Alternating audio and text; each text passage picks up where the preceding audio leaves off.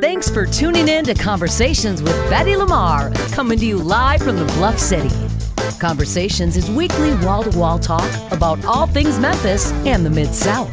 Conversations with Betty include people just like you, living on the Bluff, doing what you do to uplift the city of Memphis. And now, your host, Betty Lamar.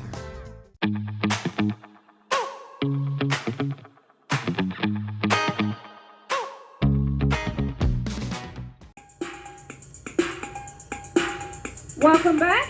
Yes, it's time. And I will put it out there. Mental illness is real. Yes. It is real. That's another show. Anxiety. You're going to have to bring me back on to I'm a veteran. Show. Anxiety. And so it's real. And even with young children, like you said earlier, they cast them out to be bad. Yes. And sometimes bad is not the description that they need. No. Especially when you have a medical and clinical diagnosis. Exactly. And you have to cultivate that diagnosis. And you have to treat that diagnosis. And you cannot cast them aside because of their diagnosis. And you know what, Valerie, that you mentioned, we're going to jump into this for a second here.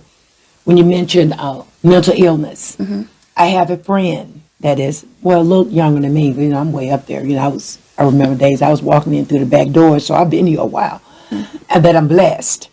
But she just came to a conclusion that she has mental illness. I said, yeah, that's no different. I've been knowing that. I said, there's no different between somebody with diabetes and lupus and other things. But there's such a stigma, and especially in our community. You don't say, you'd rather call a person evil than to say they have a mental illness. And I would just like to know, nobody can really explain, where did that stigma come from that we cannot have mental illness, or we can't admit to our mental illness, or that it is possible? Just like gay, it's almost like to say gay, we don't have it in our community. Yes, we do. Now back to Eye on Memphis with Betty Lamar. Well, good morning and welcome back. This is Eye on Memphis. I'm your host, Betty Lamar. It is a beautiful, rainy day, and I always say the rain is so very important. It's a little bit inconvenient sometimes because people, everybody don't know how to drive, and some drive crazy.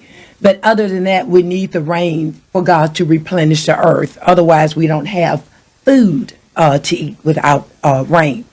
So anyway, this morning, remember, we're talking to Gen X, Y, and Z. And a little later in the show, on the bottom of the hour, we're going to have someone calling in. Miss Mallory will be calling from JHS, Germantown High School TV. And they're going to be talking about the wonderful things that are at Germantown High School TV that's offered to the students out there, which is so wonderful. They are just really way out there. So good morning, and my very special guest is Mr. Kristen Masterpiece Wright and his mom, Miss Valerie Wright. Good morning, Kristen, Valerie. Good morning, Miss Betty. Welcome to Eye on Memphis. Now, Kristen, let's get it started. Tell us about Kristen and your age and everything, when you got started. Just go for it. You are a professional, so I expect for you to do it. All right. Good morning, everybody. My name is Christian Anthony Wright, also known as Christian Masterpiece Wright. And I am 14 years old, and I've been in the entertainment industry for 5 years. They call me Masterpiece because I wanted a stage name that the public will remember me by. So we came up with Masterpiece because I serve the Master God who gives me peace. Okay. Well, all right. Well, I have peace too, so I guess I'm going to see how I can throw peace in my name. Okay, Valerie, let's jump over to you. You and I have history. Yes, ma'am. You was on my television show way back before I even know about this young man, right? Yes, ma'am. But I've been following him, seems like his whole life, and just very impressed with him.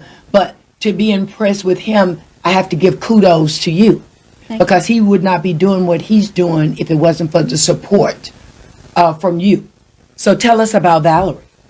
Well, I'm Valerie. I am a single mom. Okay. I am a 25-year systemic lupus survivor. All right. And, I met you via Dr. Wagner because 6 years ago I had the weight loss surgery, gastric bypass surgery, where I lost over 150 pounds. Mm-hmm. So, and I put everything that I have into my children. I have 3. I have a 19-year-old, a 15-year-old, and Christian is 14 years old. So I do everything.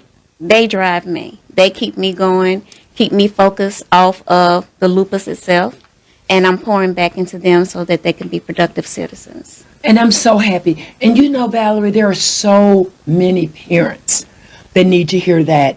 Because as I said in my opening, you have to pour that into your child. Your child didn't ask to be here, right? Correct. And to me, if you're going to be a parent, then it's about your child then, right? Yes. You might have to sacrifice. Look, I haven't went to get my nails done, and I don't have kids, right? Because I have a television show, a radio show to produce. Yes. So that's like my baby. Yes. So sometimes I have to decide, do I want to put $70 on my body, or do I want to put that into my dream and my goal? Correct. So thus, I'm going today though, Valerie. I got to get my nails done, okay? Okay. But they're not going to be those claws and all that stuff. Everybody else not going to have a garage except me. Yes, ma'am. So I'm just going to get a nice little manicure. So anyway, let's go back to you, Kristen. What is your favorite thing to do? I know you model, you act, and let's go all the way back. When did you first know? At what age did you first know that there was something special about you? This was something you wanted to do with your life? Well, when I was younger, me and my mom, she used to watch Disney and Nickelodeon with me. And at the age of 9, she took me to Orlando, Florida for the audition. And I've basically been entertaining since because I just love Disney and Nickelodeon. And I get the inspiration from Disney and Nickelodeon stars that started when they were younger and now they grew up to be better and bigger things. Okay, so let's go back before Disney. Was that all, like I tell people all the time, I think when I was about 5, this is a true story, when I was a little girl, I remember I was sitting around with my little friends, right? And everybody was saying, well, when I get big, I'm going to get married. I'm going to have a boy and a girl. Because that was sort of when we grew up, our people then were family. Yes. Mom and dad married and they had families. Yes. But now people just do it. Yes. So anyway, that was our life. Mom and dad, children. Mm-hmm. Wish it was still like that. Oh, yes. A lot of our kids probably wouldn't be downtown if they had that balance of life. Someone like a Valerie in their life to show them another way. But anyway, I remember when it was my turn, they just assumed, they almost looked over me. I was last. They assumed I was going to say the same thing. Mm-hmm. And I raised my little hand. They looked at me. When I get big, I'm going to be a Barbie doll. So to this day, I'm weird. You're weird, Betty. I'm like, what's weird about wanting to be a Barbie doll? So I knew as a little kid, as early as probably 5 years old, there was something in me that knew that life was much bigger than what was around me. So can you remember even before Disney? Because there had to be something in you that sparked something in you when you went to Disney. Disney was that blessing, that marked moment in your life that you knew, even when you was probably younger, that was already inside of you. Because what's not in you, there's a lot of kids that went to Disney that they didn't even, nothing was sparked in them, but, I rode on the roller coaster. Mm-hmm. So as far back as you can remember, when did you really, really know that there was something, different about you? There was an entertainer inside of you. Like I knew there was a Barbie doll inside of me. Well, I would say that I was always a different person. Like I wasn't like the other kids. Like, all right. I would say that I stood out more than any of the other kids, but I still remained humble while I was doing that. But I just remember, my mom dresses me up, suits and everything. Yeah, I noticed. And she's been dressing me up. Top hats. Yep.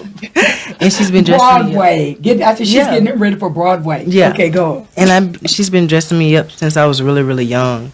And I wouldn't say that I knew I was going to be a model when I grew up, but the fact that she, dressed me up and, made me remain humbled and helped me along the journey, I would say that that kind of gave me more inspiration to come out of my shell and do the things that I do now. But now, since I do it, it's like, you have that God spoken into you thing. Yes. And so around 10, 11, I knew God was like, I'm going to lose. I'm going to not get the part. But there's always something better out there for me. And when I say like, when other people get the part, I don't get mad because I'm like, well, there are other talented people out there that's more talented than me.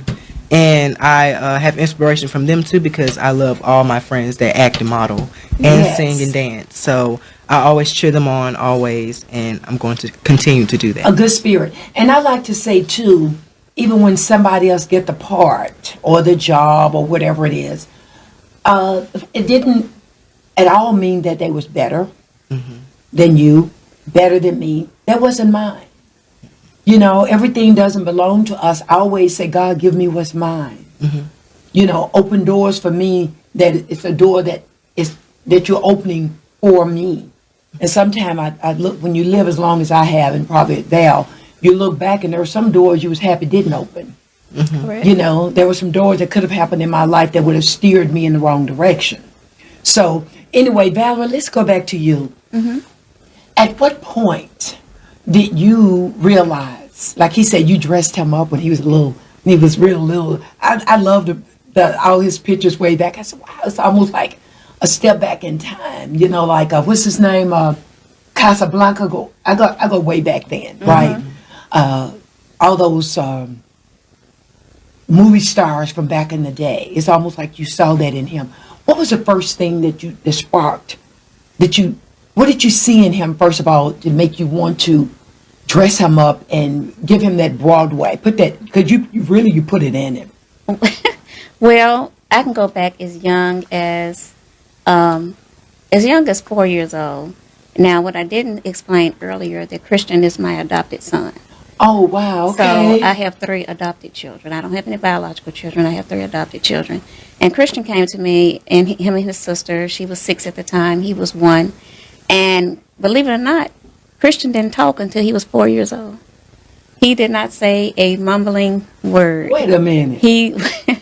We went to all kind of speech therapies. He wouldn't eat solid food. So we had to go to feeding groups. We had to do all these things to get him, you know, age appropriate, you know, that age appropriate milestone. So, but once he did start talking, then he wouldn't be quiet. There was born an actor. So then I noticed he was always high energy. Okay. So he was always flipping and jumping and running and all these things. So acting and entertainment wasn't the first step. I put him in gymnastics. Okay, and so he went to gymnastics first, and he outflipped all those kids that had been there, you know, because the parents was coming to me, well, how long has he been doing this? I said, no, this is our first time. And he would outflip all the other kids. And so then I noticed, as he said earlier, you know, we watching Disney and Nickelodeon. He's singing all the songs, and he loves to sing.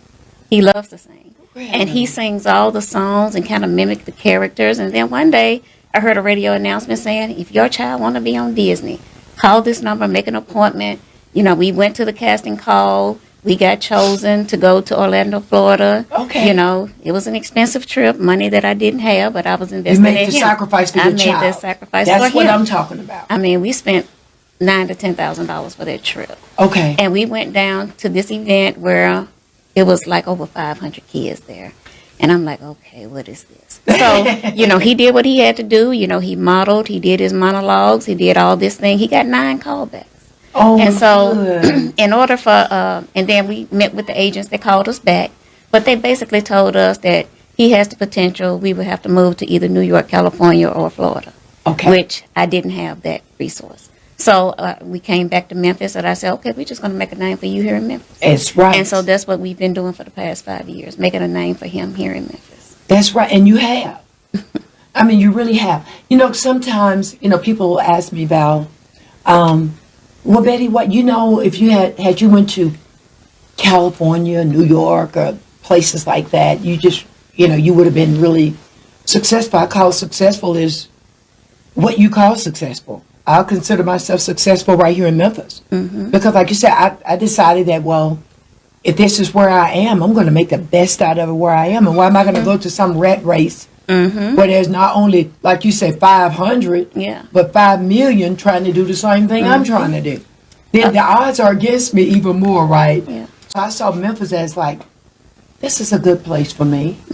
And if I can't do it in Memphis, I can't do it anywhere else. But everybody says, if you can't do it in Memphis, you can't do it. Yeah. Because it's not like Memphis is so easy, but you have to keep, pressing.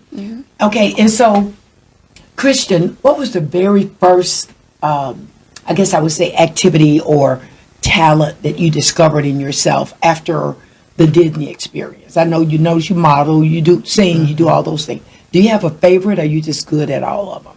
Well, I have different ones for each one. Okay, let's just break them down. So, start off with acting. Okay. I love acting because it expresses me more as a person. And I like doing different characters, so I feel like acting is a great role for me. I like doing acting. And modeling, I get to show off my looks and clothes. Get your looks. I love your confidence. And then singing, I wouldn't say that I'm a singer, but I can sing. They tell me you can sing. I'm sing. Oh. Yeah. Well, I can sing. Okay.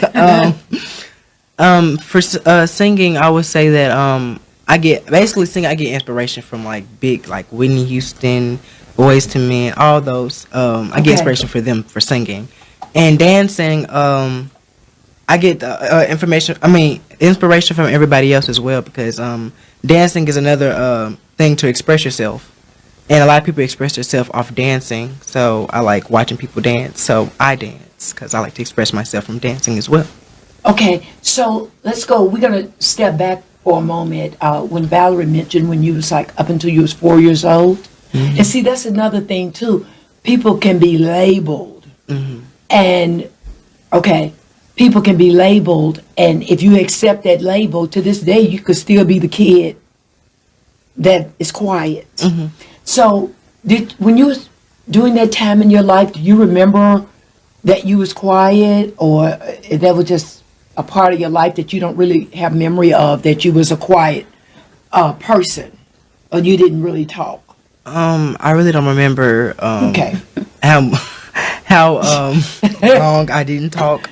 You just remember when you started? Yeah, I just started. Now I remember when my mom and my sister used to tell me that I never talked and I never ate solid food, but I guess it caught back up to me because now I talk almost every day. I talk all the time. Well, that's fine.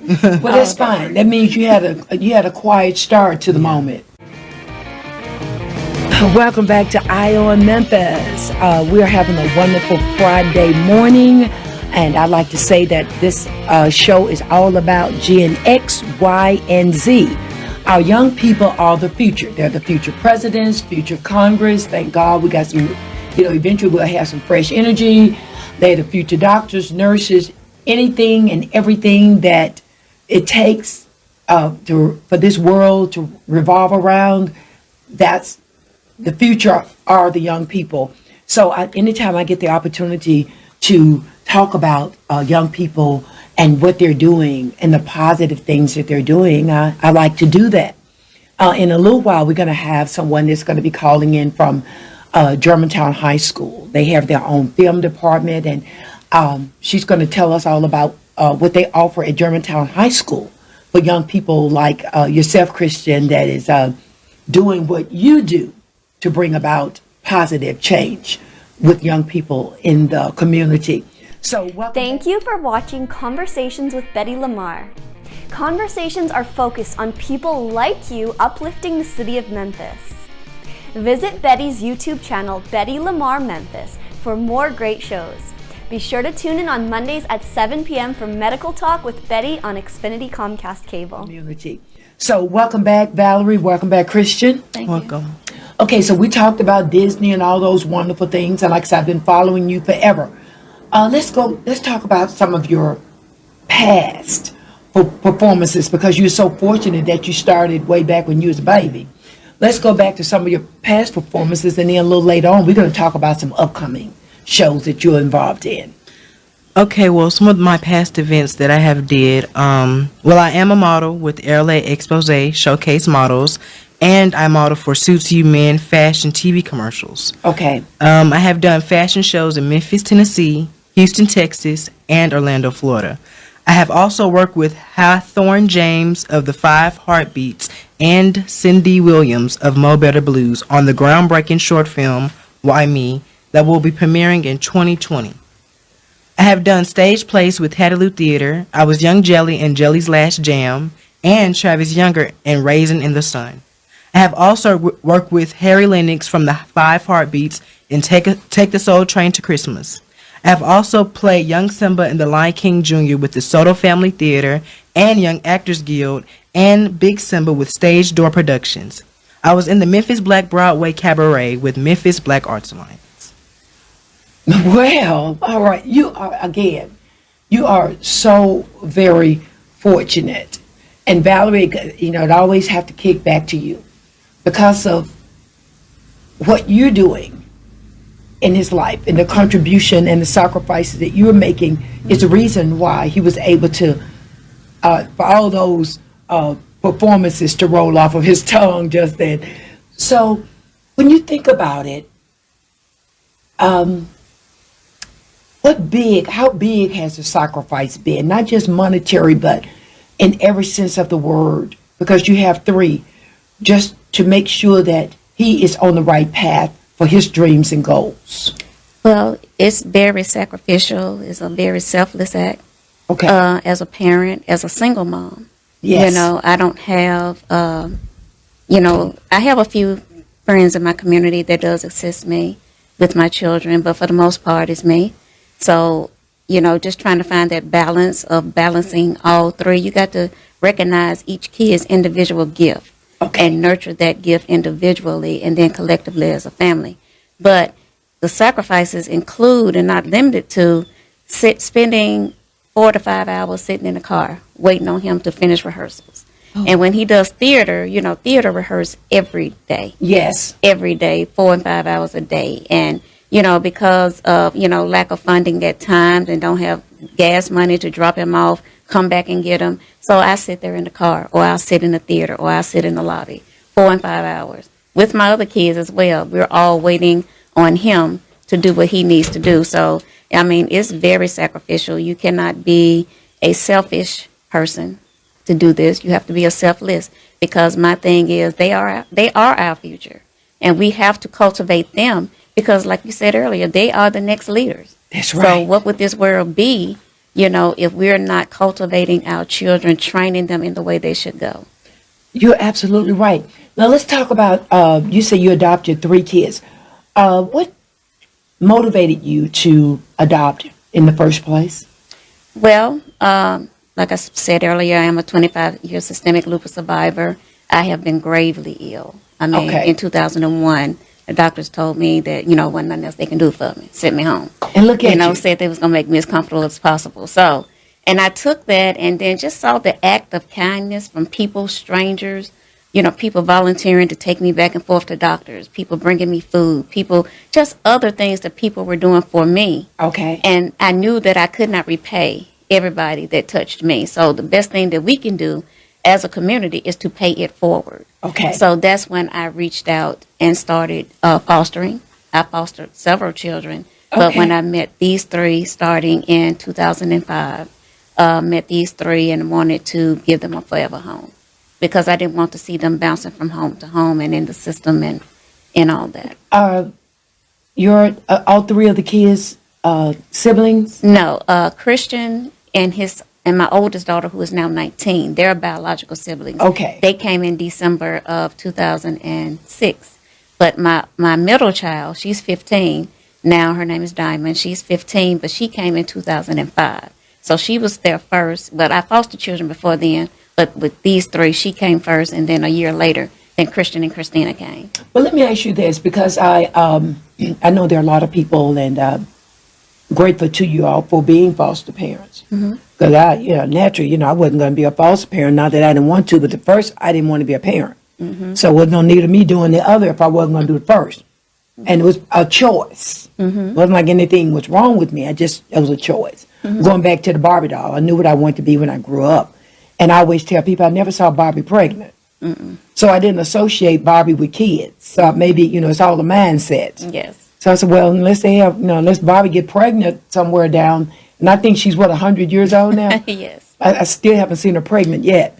But so we all have a dream and a goal. So what is it that make a person, out of all the foster kids, why did you choose Kristen and your other two for the forever home? Well, all the other kids that I fostered either was adopted from my home Okay. or were reunited with their biological family. Okay. These three had no family Okay. to go back to. Okay. And I did not want to see them bounce from home to home. Okay. I wanted to give them stability. And my deciding factor for that was when Christian and Christina came to me. Christian was just 1 year old, so he was still in a carrier and all this thing. Oh, wow. So the previous family that had him, would still come and visit him on the weekend, So this particular weekend, well, they would go spend the weekend with her. But this particular weekend, when she brought them home, and she brought them home, Christian was asleep in the carrier. And, he had been with her since 4 months old because he came into state custody at 4 months old. So he had been with her from 4 months up until a little over a year. Okay. So that's the mama he knew. Okay. But when she brought him home that particular time, and he was asleep, but when he woke up, he walked and cried that floor for 2 days because he was looking for her. Because he recognized her as Yes, mama. yes. At that time, he was new to me, so he hadn't gotten adapted to me yet. And so I had to make the decision, and I spoke it over with her, and she wasn't really too pleased about it. But I said, unless you're going to be there for them forever, yeah. we need to stop the visits.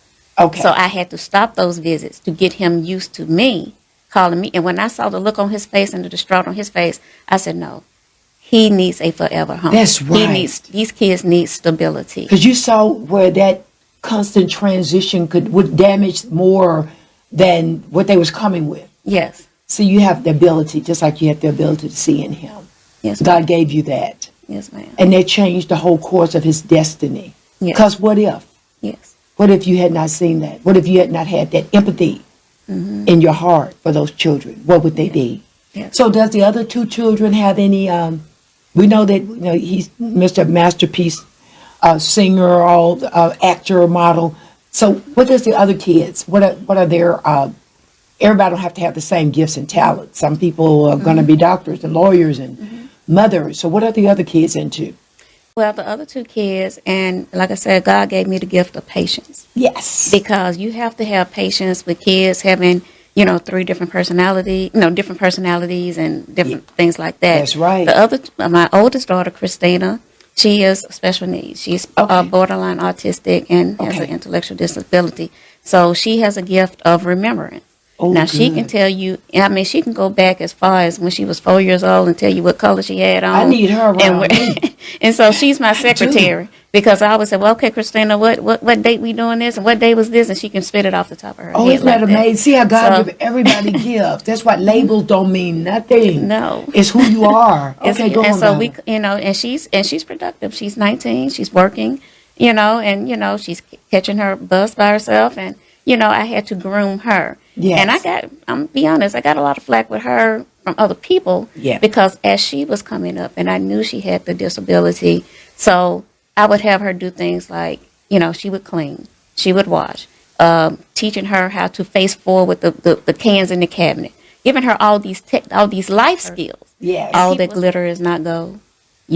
All you see is the glory, you don't know the story. That's right. So I openly talk, and I want my kids to openly discuss their issues and iniquities because it could help somebody else. Exactly.